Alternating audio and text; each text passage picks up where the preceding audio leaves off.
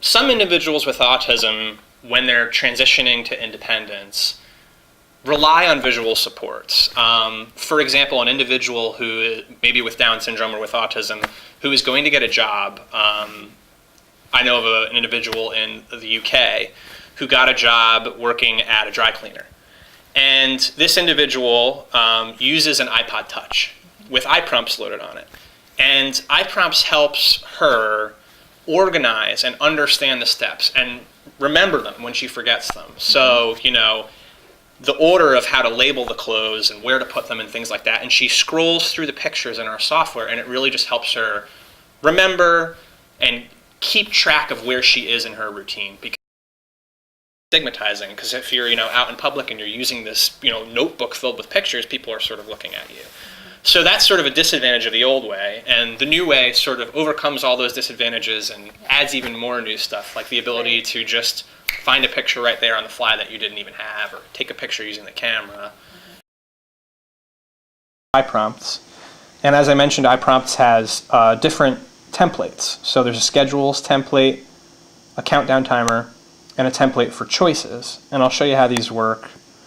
And we also have a library, so this is where all the pictures come from.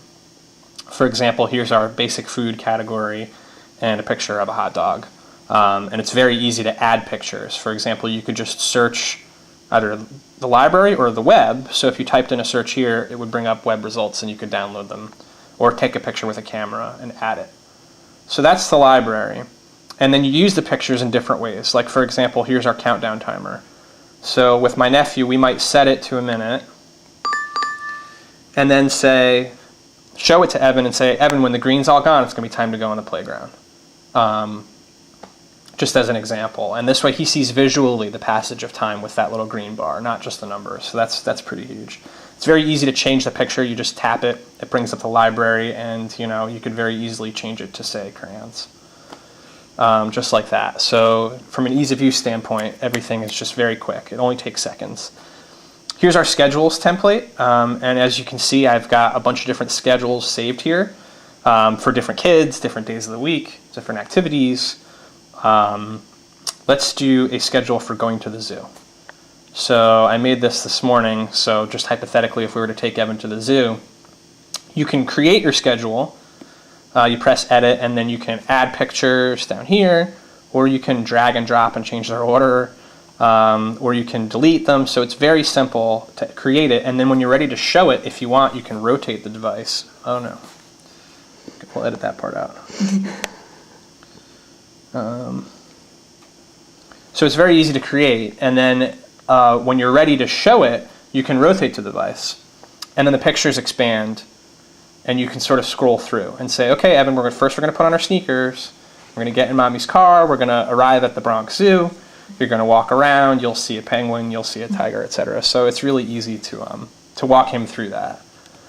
So that's schedules. Choices is sort of like schedules in that you can create and save different sets of pictures, but with choices, instead of them being sequential, it's this or that.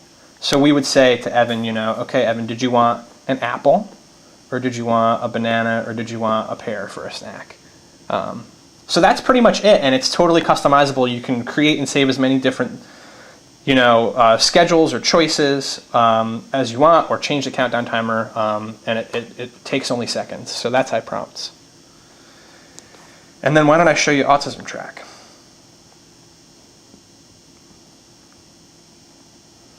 Autism Track is still only an iPhone, iPod Touch app, so you can run it on the iPad, but you have to sort of magnify it.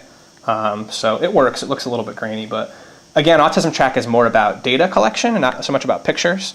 So for example, you can set up a profile. So this is an individual who I made up called Jason James. And then you pick a day. So let's pick 2 days out, March 20th. So now we're on March 20th for Jason James, and we're going to track things. So let's say we're going to today that he took Risperdal, he took vitamin B12, and he had social skills training. And then let's say that when we looked at Jason's behavior today, we thought attentiveness was okay, an average day. Same thing with echolalic speech. Let's say his eye contact was great. and let's say his appetite was really poor and hyperactivity was about there.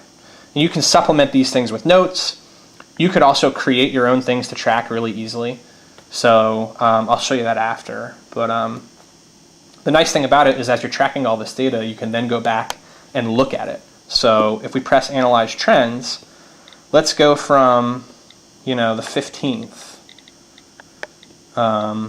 starting there and then ending on the 20th, which we just entered data for.